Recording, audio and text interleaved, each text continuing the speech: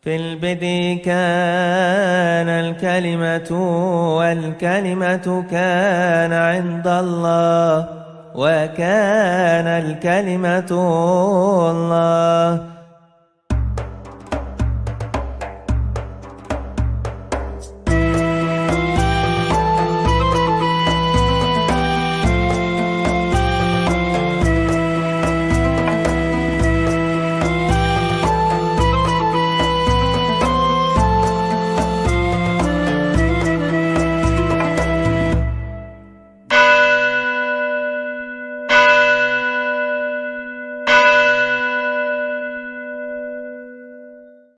Shalom Aleichem Beshem Hamasiyah.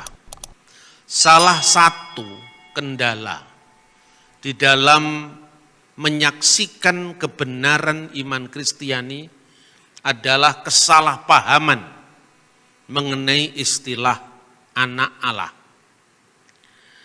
Jadi ada orang yang menuduh, bahkan banyak orang yang terus mengembangkan kesalahpahaman itu, bahwa seolah-olah istilah anak Allah itu berarti Tuhan beranak dan diperanakkan secara fisik. Ada ungkapan yang sangat terkenal yang sering dikutip dari ayat agama lain, yaitu Al-Quran, yang menegaskan Allah itu tidak beranak dan tidak diperanakkan. Lam yalid wa lam yulad. Dan untuk itu kita orang Kristen setuju. Memang Allah tidak beranak dan tidak diperanakkan secara fisik, secara biologis. Seolah-olah istilah anak itu tidak bisa dipakai kalau tidak ada istri. Nah, pandangan seperti ini tentu pandangan yang sangat primitif, karena ini menghadapi sebuah politisme atau penyembahan banyak ilah-ilah atau dewa-dewa yang ada di sekeliling Mekah yang dikritik oleh Nabi umat Islam, yaitu Muhammad Shallallahu Alaihi Wasallam. Dalam banyak hal ternyata apa yang dikritik oleh saudara-saudara kita Muslim, sesungguhnya kita tidak mengimani apa yang dituduhkan kepada kita. Dan itulah pentingnya mengembangkan dialog lintas agama. Secara khusus adalah dialog teologis. Dialog teologis itu dialog untuk membincang hal-hal yang memang diyakini oleh masing-masing agama, dan kita menghindarkan agar kita tidak menilai agama orang lain dari sudut pandang atau perspektif agama kita. Akhir-akhir ini kan dunia medsos itu menjadi dunia yang sangat liar dan liberal. Ketika diekspos banyak eksploitasi mu'alaf atau eksploitasi orang-orang yang masuk Kristen, itu kan sesungguhnya menurut hemat saya itu membahayakan keutuhan kita sebagai bangsa.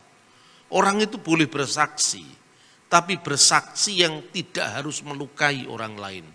Bersaksi dalam semangat merayakan perbedaan, karena keutuhan bangsa kita ini juga tanggung jawab dari kita semua.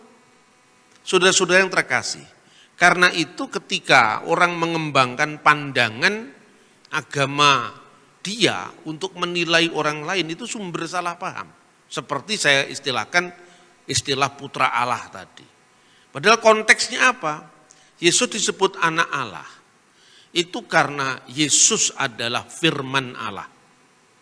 Dan di situ ditegaskan keilahiannya sebagai sang firman yang sudah ada sebelum segala sesuatu ada, dan juga pada saat yang sama ketika firman itu menjadi manusia. Dan Yesus itu sepenuhnya manusia. Maka yang lapar, yang haus, yang dicobai oleh iblis, yang mati, itu kemanusiaannya. Ayat Alkitab dengan jelas mengatakan Allah itu tidak bisa mati. Bahkan dilihat pun tidak bisa, apalagi mati. Karena dalam ayat 18 dikatakan tidak seorang pun pernah melihat Allah. Tetapi anak tunggal Allah yang ada di pangkuan Bapa, dialah yang menyatakannya. Melalui turunnya firman menjadi manusia itu, maka Allah yang tidak kelihatan menjadi kelihatan dalam wujud nuzul atau inkarnasinya Sang Firman yang menjadi manusia. Inkarnasi itu artinya masuk dalam daging. Jadi firman itu telah menjadi manusia dan diam di antara kita, dan kita telah melihat kemuliaannya, yaitu kemuliaan yang diberikan kepadanya sebagai anak tunggal Bapa, penuh kasih karunia dan kebenaran. Jadi di sini ditegaskan Kristus sebagai firman itu sepenuhnya Allah. Tetapi di dalam wujud inkarnasinya ketika menjadi manusia, itu sepenuhnya manusia. Bedakan kata inkarnasi dengan reinkarnasi. Ya. Kalau reinkarnasi itu artinya bahasa Jawa tumimbal lahir. Re itu kan kembali ya. Tapi kalau inkarnasi itu artinya menjadi daging atau memasuki daging. Artinya firman yang tidak kelihatan, karena firman itu bersama-sama dengan Allah, firman itu pula yang menjadi manusia. Nah saudara-saudara, di dalam bahasa aslinya, bahasa asli kitab suci itu adalah bahasa Yunani untuk perjanjian baru, dan bahasa Ibrani dan Aram untuk perjanjian lama. Bukan Arab ya, Aram. Untuk perjanjian lama namanya Biblical Aramaik. Misalnya kitab Daniel itu hampir separuh ditulis di dalam bahasa Aramaik. Yang sebagian besar ditulis dalam bahasa Ibrani. Mulai dari zaman kitab Kejadian, ya, itu bagian dari kitab Taurat yang pertama, sampai kepada kitab-kitab yang lain yang berakhir di perjanjian lama itu adalah Maleaki. Saudara-saudara terkasih, kenapa perjanjian baru ditulis dalam bahasa Yunani? Karena ketika orang-orang Yahudi berada di diaspora itu di luar Holy Land, di luar tanah suci, secara khusus di Alexandria, Mesir, pada abad ketiga sebelum Masehi, maka Alkitab diterjemahkan dalam bahasa Yunani oleh orang Yahudi di Alexandria. Jadi Yunani itu bukan ciri khas Kristen saja, tapi ciri khas orang Yahudi diaspora, orang Yahudi yang ada di luar tanah suci. Nah sejak saat itu kata Ibrani untuk firman yaitu davar Elohim diterjemahkan dengan logos tuteu. Jadi davar itu firman, Elohim itu Allah, diterjemahkan dengan logos tuteu. Perjanjian baru itu karena dunia yang multilingual, banyak bahasa. Mengapa? Karena Yesus berkarya di Galilea, wilayah bangsa-bangsa. Ya, Gelil Hagoyim. Itu yang dinubuatkan karya Sang Mesias itu di dalam kitab Nabi Yesaya pasal 8 ayat 23. Di situ dijelaskan Galilea itu disebutkan ya suku-suku yang selama itu tidak dianggap tidak mengenal Tuhan, maka Afer Hayarden seberang sungai Yordan itu wilayah sebelah utara, Afer Hayarden, Gelil Hagoyim, Galilea wilayah bangsa-bangsa, atau lebih lengkap Afer Hayarden, Derek Hayam, dan satunya Gelil Hagoyim, Galilea wilayah bangsa-bangsa. Karena Galilea itu wilayah bangsa-bangsa, maka Kristus berbicara lebih dari satu bahasa. Ketika Yesus berbicara dalam bahasa Aram, itu bicara bahasa sehari-hari. Dalam Alkitab misalnya kata Maranatha, Talitakum, Eli Eli lama sabaktani, Gabata, Hakal Dama, itu bahasa Aramaik. Tetapi haleluya itu bahasa Ibrani. Kapan Yesus berbahasa Ibrani? Tatkala Yesus membaca kitab Taurat atau nabi-nabi di rumah ibadat. Doa-doa Yahudi sendiri itu juga dipanjatkan dalam bahasa Ibrani sekaligus bahasa Aram. Bahasa Ibrani misalnya, doa Yahudi yang sangat pokok ya, Shemoneh Esreh, itu selalu diawali dengan kata-kata apa? Baruch atah Adonai Eloheinu melek ha'olam Elohe Avraham, Elohe Yitzhak, Elohe Yakub. Terberkatilah, terpujilah Engkau, ya Tuhan, Allah sembahan kami, Allah yang disembah Abraham, Allah yang disembah Yitzhak, Allah yang disembah Yakub, perisai Abraham. Itu bahasa Ibrani. Tetapi ketika orang Yahudi memecah-mecahkan roti pada saat seder Pesach, itu bahasanya Aram. Misalnya ketika mengucapkan inilah roti sengsara yang dimakan oleh nenek moyang kita di Mesir, itu bahasanya Aram, ya. Halahma anniya diakalu afaktana bi ar'a Misrayim, itu bahasanya bahasa Aram. Nah, ketika Yesus berbicara misalnya dengan perwira di Kapernaum, atau ketika berbicara dengan Pilatus, itu bahasanya Yunani. Kenapa bahasa Yunani? Karena bahasa Yunani itu adalah lingua franca, bahasa yang paling luas dipakai di Timur Tengah pada saat itu, sejak Alexander Agung menaklukkan wilayah yang begitu luas yang dikenal dengan kebudayaan Helenisme atau kebudayaan Yunani. Tetapi sekalipun Alkitab Perjanjian Baru ditulis dalam bahasa Yunani, tetapi bukan Yunaninya Plato, bukan Yunaninya Aristoteles, tetapi bahasa Yunani sehari-hari. Kenapa? Agar firman Allah itu bisa dibaca oleh semua orang, karena intinya firman itu harus disebarkan kepada segala bangsa. Nah, maka mengikuti Alkitab Septuaginta itulah dari abad ketiga sebelum Masehi, maka Perjanjian Baru ditulis dalam bahasa Yunani Koine. Dan umat Kristen mula-mula itu terdiri dari dua kelompok. Kelompok yang pertama Kristen yang berlatar belakang Yahudi, pusatnya di Yerusalem, pimpinannya adalah Yakobus saudara Kristus. Yang kedua Kristen yang ada di Antioquia. Untuk pertama kali disebut Kristen itu di Antioquia, itu kebudayaannya non-Yahudi, Gentile, Goyim. Sebagian besar dari mereka bahasanya Yunani, selain bahasa Aram, selain kemudian bahasa Mesir kuno. Maka gereja kuno mewarisi keberagaman itu, karena Kristus memang berkarya mula-mula di Galil Hagoyim, Galilea wilayah bangsa-bangsa. Kenapa saya sampaikan ini berulang-ulang? Kadang-kadang di anak-anak muda saya ngomong aja, mereka enggak ngerti, tetap aja saya ngomong, lama-lama kan ngerti. Sebab umat itu harus diberikan menu yang keras, bukan sekedar menu yang menghibur, nanti kemudian imannya serang orang, dia lemah, tidak bisa bertanggung jawab. Karena apa? Ke gereja yang dicari cuman berkat, ke gereja yang dicari cuman hal-hal yang sifatnya fisik. Padahal carilah dulu kerajaan Allah. Artinya fokus kita pada kerajaan Allah, yang lain-lain akan ditambahkan. Karena tambahan itu berarti bonus. Orang Kristen diberkati jadi orang kaya, boleh. Tetapi itu bonus, bukan tujuan. Kalau kekayaan menjadi tujuan, Anda pergi ke Gunung Kawi saja. Itu namanya teologi pesugihan. Dan yang seperti itu bukan Alkitab. Alkitab jelas-jelas mengatakan bahwa kita harus berakar, bertumbuh dalam iman dengan firman Tuhan.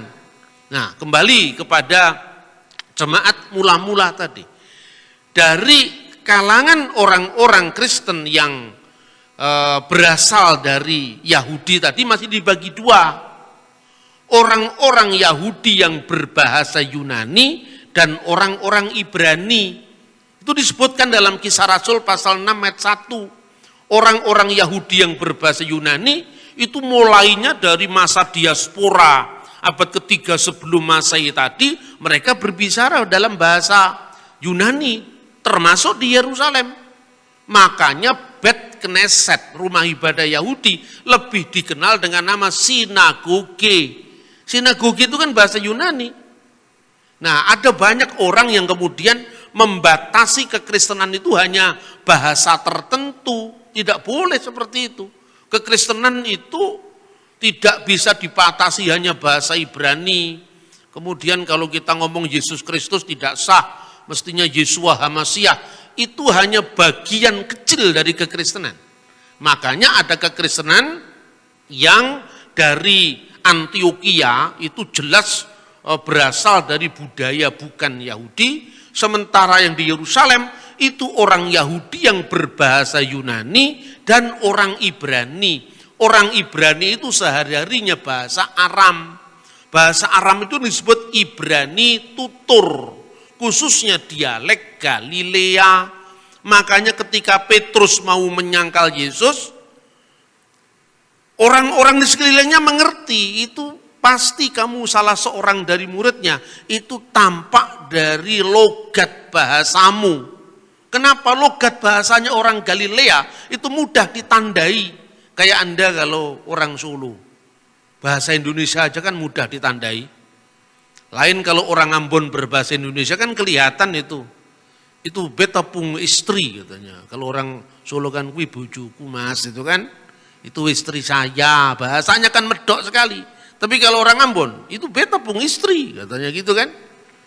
Nah ini hal-hal yang kadang-kadang soal-soal kebudayaan, soal-soal sejarah yang kadang-kadang tidak kita pahami. Begitu nanti ada YouTuber ya pura-pura pinter bahasa Ibrani, Kristennya bingung padahal itu sebetulnya hafalan yang seperti itu. Ini sering terjadi saudara-saudara. Karena itu saya selalu dalam menyampaikan firman Tuhan itu selalu ya keras. Dalam pengertian apa? Supaya kita tidak kagetan. Nah sekarang dalam teks asli dari Injil Yohanes pasal 1 itu berbunyi begini. En arki in ho logos. Pada mulanya adalah logos. Ki ho logos in prostonteon. Dan logos itu bersama-sama dengan Allah. Ki theos in ho logos. Dan Allah sendirilah firman itu. Nah kata logos itu kemudian dipersoalkan orang lagi. Wah ini bukti bahwa iman Kristen itu mengambil dari filsafat kafir. Filsafat pagan. Helenisme, karena kekristenan itu sesungguhnya bukan ajaran Yesus, tetapi ajaran Paulus. Nah, itu yang orang yang mulutnya tajam sekali tapi tidak ada isinya itu, sering muncul itu di dunia medsos kan.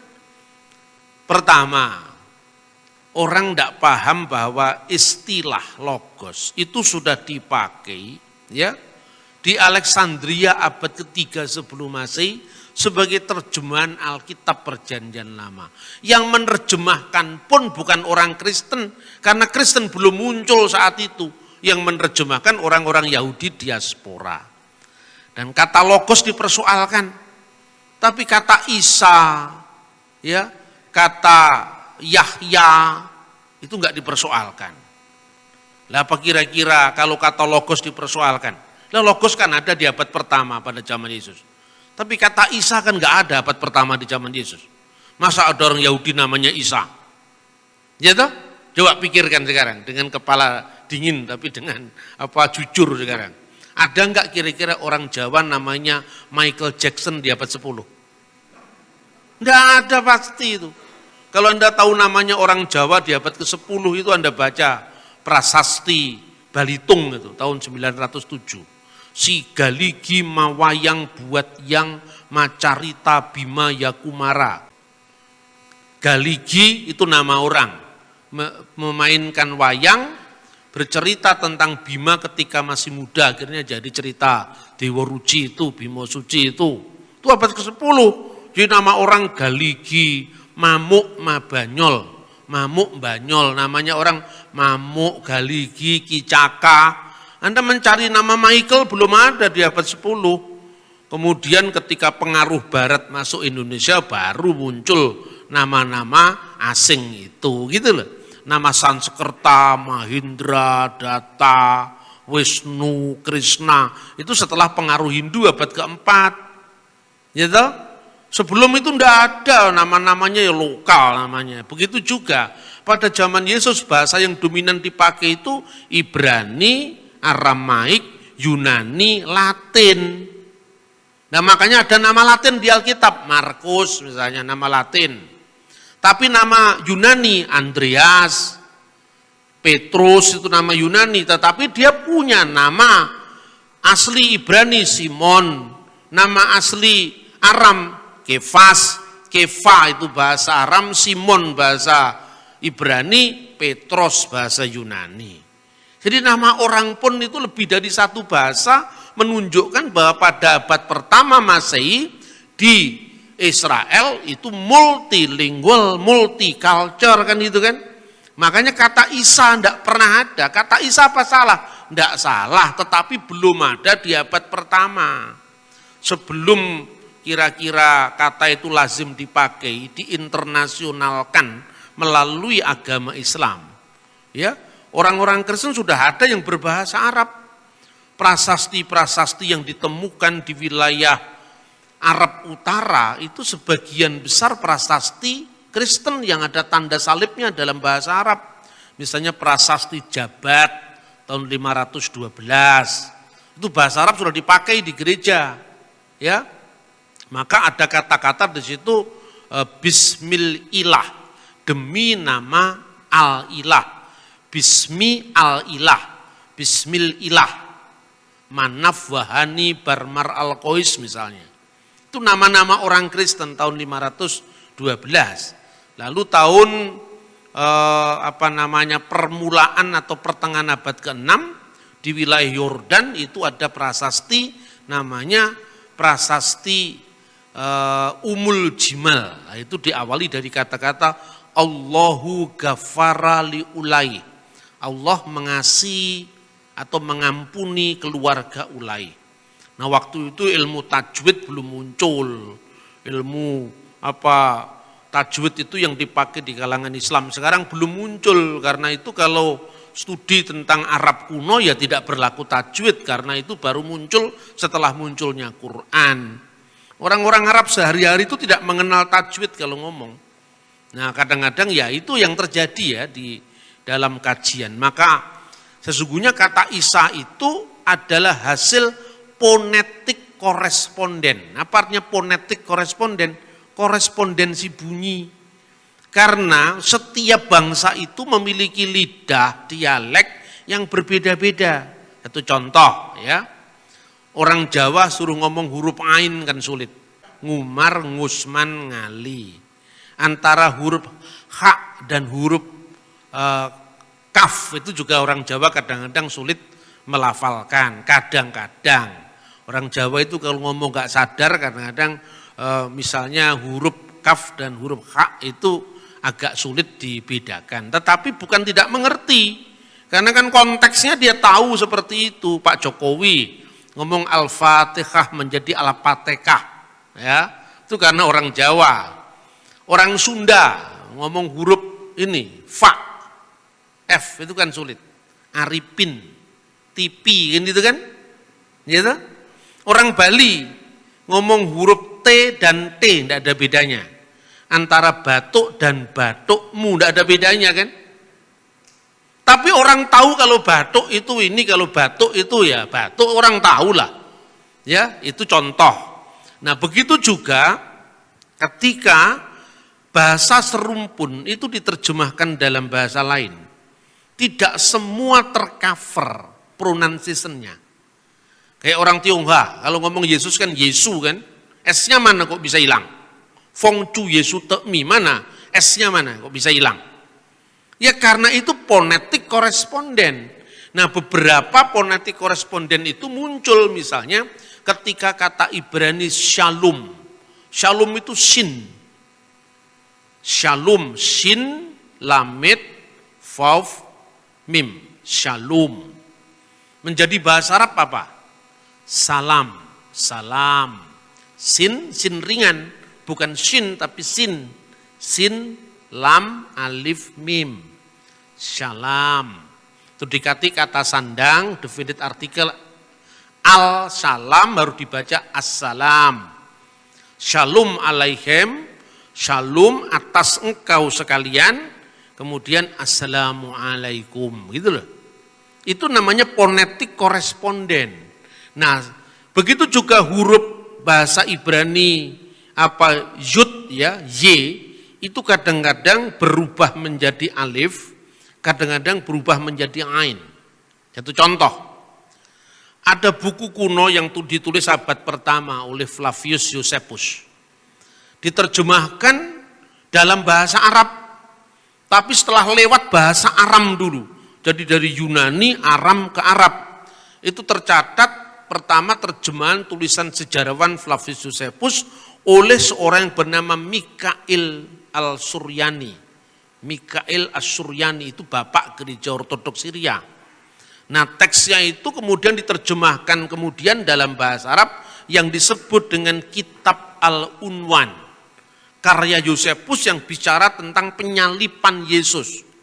Di situ pada zaman itu hidup seorang atau telah hidup seorang laki-laki bijaksana namanya Yesus. Diterjemahkan apa? Innahu kana fi hadal zaman rajulun hakim yaqulu lahu Iswa. Di situ tidak digunakan Yasua tapi Iswa. Dengan apa? Huruf alif, ya, sin, wawu, ain, alif. Iswa. Karena waktu itu belum ada standarisasi. Apa kira-kira kata Yesua dalam bahasa Ibrani diarabkan menjadi apa? Belum ada standarisasi. Kemudian muncullah kata Isa, gitu loh.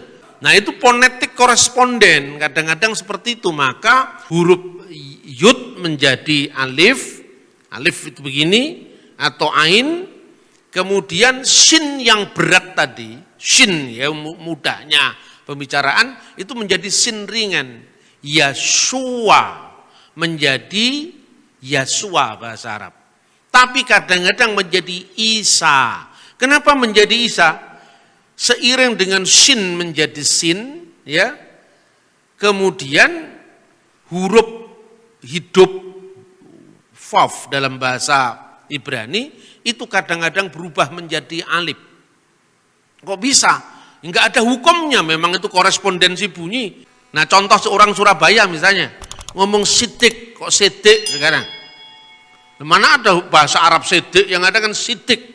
Kenapa jadi sidik? Ya karena itu fonetik koresponden tadi.